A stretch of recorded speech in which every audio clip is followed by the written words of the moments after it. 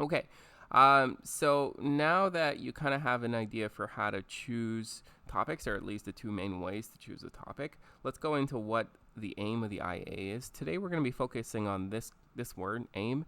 And today I'm going to have you guys, your take-home assignment is going to be writing three potential aims for your IA. And then we're going to narrow those three potential aims down to one. Okay, so what is the aim? The aim is what you're setting out to achieve and how you're going to achieve it. Okay, so in other words, the aim, at least for a mathematics IA, is whatever mathematical problem you're solving and the mathematical process by which you solve it.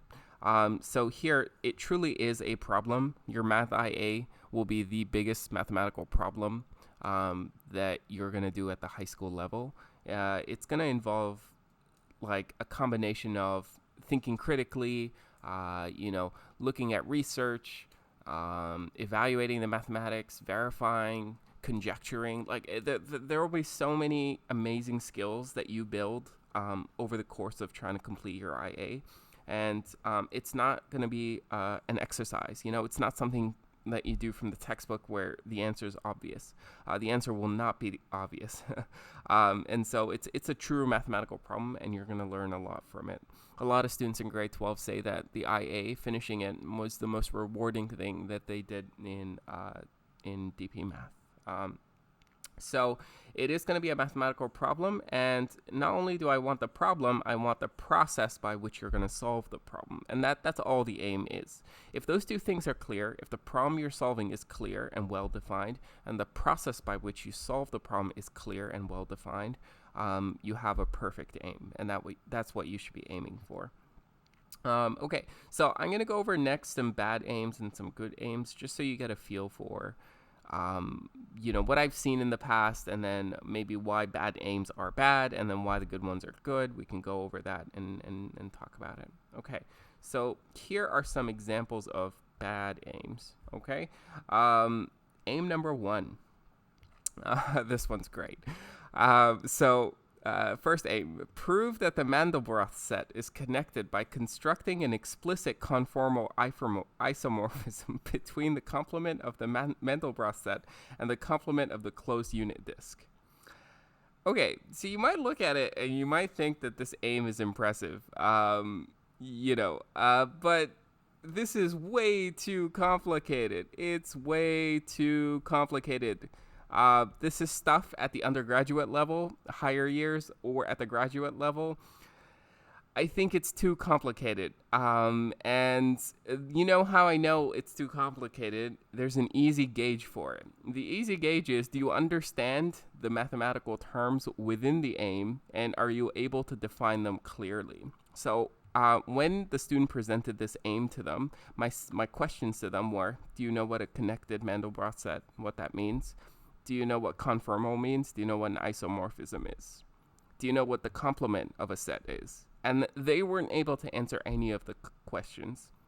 And because they weren't able to answer any of the questions, I told them, like, hey, this aim is way too complicated. You're not going to be able to write a 6 to 12 page report on this and demonstrate mathematical understanding. That's the goal, guys, demonstrating mathematical understanding. Choosing a complicated topic makes that a lot more difficult, okay? Now, I want to remind you, only 6 out of 12 marks are mathematics related. As soon as you choose a complicated topic like this, what's going to end up happening is not only are you going to score low on use of mathematics, you're going to score low on reflection because you're going to have no idea how to reflect on the complicated mathematics, and you're going to score low on personal engagement because, again, it's like you're not going to be able to engage with the topic because it's too complicated. You're also going to score low on communication. Your math IA is not going to make sense. It's not going to be coherent, and that's just because the aim is just, it's too complicated. Okay, so please choose a topic. Like, I just want you guys to have very realistic expectations of what you can and cannot achieve. In my opinion, whatever topic you choose, you should have roughly about a 70% understanding of it before even trying it, like before even making it your aim, your IA topic. Okay, like 60 to 70% maybe. Like, when you do research on your topic, the articles that you read should look familiar, and you should be able to, with some work, understand what they're saying. If you're looking at, like, if you look up this topic, this aim, the Mandelbrot set aim, and you look at the mathematics surrounding it, you'll quickly find that it's like, it's too much. It's too much for you to learn, and it's also not something we expect. Okay, so we have no expectation, guys, that you're producing mathematics at a graduate level or at a university level. That's not what we're expecting. So yeah, this is bad. Okay, so first one's bad. Bad because it's too complicated. Second one. Second aim is connect the idea of trigonometric functions to the mechanism of noise canceling headphones. So here, I guess the problem that they're trying to solve, or whatever problem they're trying to explain or explore, is the mechanism of noise canceling headphones. And I guess that's kind of okay, fine, you're exploring the mechanism. But then they say that the process by which they're exploring is they're going to connect the idea of trigonometric functions. Well, like, what idea? Like, I don't understand what idea means. And I also don't know what mechanism here means. Like, what mechanism of the noise canceling headphones are you looking at? What does that mechanism look like mathematically? And then what idea from trigonometric functions are you using exactly? Are you using, like, the graphs of trigonometric functions? Like, how are you using those graphs? It's just not clear. This is an example of an IA that's not well defined. Okay. Not only is the problem not well defined, the solution strategy is also not well defined. And because of that, the aim is too broad. Because the aim is too broad, you're not going to be able to research this topic. Okay. So that's why this one's bad. The third one, use Egyptian fractions to help distribute food. This one is, I suppose the outcome is clear and the methodology is kind of clear, but this is way too simple. Okay. Just be careful. One of the hardest things to do with the math IA is to choose a topic that's somewhere in between too simple and too complicated. And that's where I'm here to help you out. I'm not the writing process for the IA is independent, and I'm not going to be providing any help for that. But the initial stages is where I'm going to be providing most of your help. Choosing an aim, narrowing it down, making sure that it's appropriate for the high school level, and So I'll be giving you lots of feedback on if your aim is appropriate, and then once you have an appropriate aim, the writing process is independent. Okay, so here are some examples of good aims. So this first one, I kind of mentioned it earlier, but it says determine the volume of a chess piece using solids of revolution on a piecewise function that outlines the chess piece's curvature. Okay, so like this is a really good aim. Okay, it's good, number one, because it's not too simple, it's not too complicated. Solids of revolution is a concept that we do in DP2. You can look at the DP curriculum. It's available online. But solids of revolution, the idea of taking, like, say, like, say that this is your curve. You could take this curve and kind of rotate this curve and generate a volume from that. But so the idea is here, like, number one, the outcome is clear. He wants to determine the volume of the checker piece. Number two, the technique or the mathematical process is clear. He's using solids of revolution. And he's thought about the fact that he needs a piecewise function, okay, which outlines the curvature. Like this, even though he hasn't solved the mathematical problem, you can tell looking at it, like this student knows what he needs to research next, and he knows roughly how he's going to solve the problem, at least from an overview standpoint. He understands. He hasn't done the math yet, but he has a clear idea of what the math is going to be in the future. Okay, second one.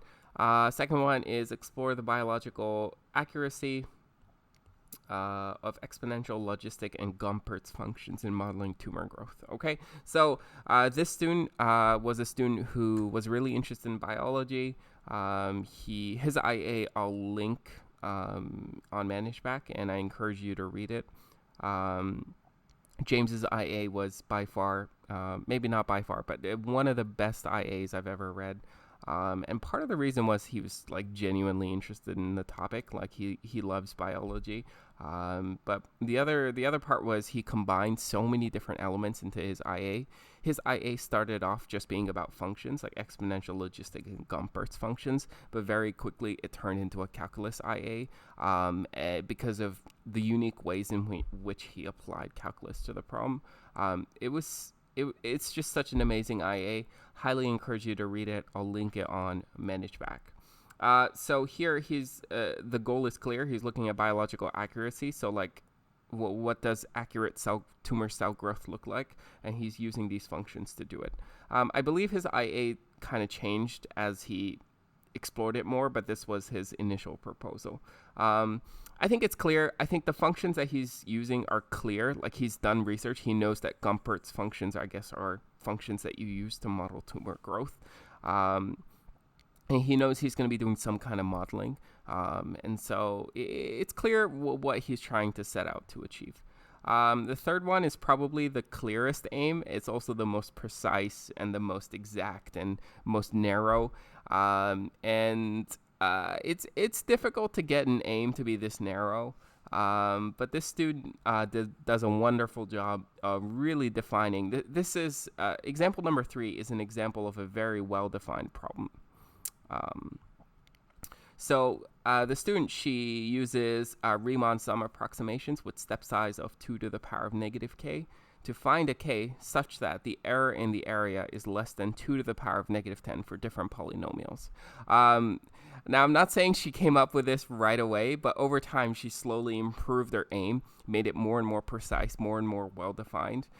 Normally, with an aim like this, I would say, oh, it's too complicated, depending on the student. And I would say, like, just tell them to step away from it, try something that's a little bit more reasonable. But here's how I knew that she had a very good understanding of what she was doing.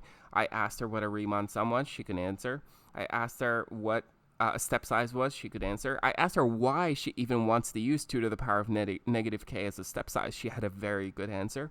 And then I asked her what kinds of polynomials she would try this on. She had very good answers for that. Like, she had a very clear idea of what she was setting out to achieve.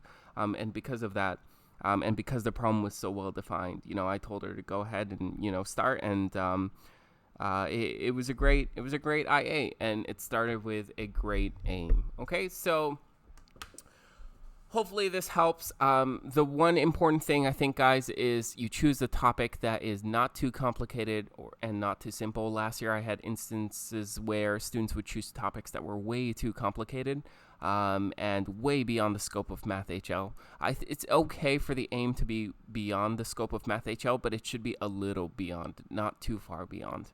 As soon as your aim becomes too complicated, I can guarantee you showing mathematical understanding is harder, reflection is harder, communication is harder, everything becomes harder. So you want to choose an aim that is difficult for you. It's difficult, but it's doable. Like, it's not so difficult that the problem or the task is insurmountable, okay? I do want you to challenge yourself, but up to a certain point, okay? At some point, it becomes unproductive, and your IA kind of just suffers because of it. Hopefully this was a clear introduction into aims and how to choose a topic and write an aim for your IA. You're going to be submitting to me 3 potential IA topics and their aims, and then we'll narrow it down to 1. Okay, bye-bye.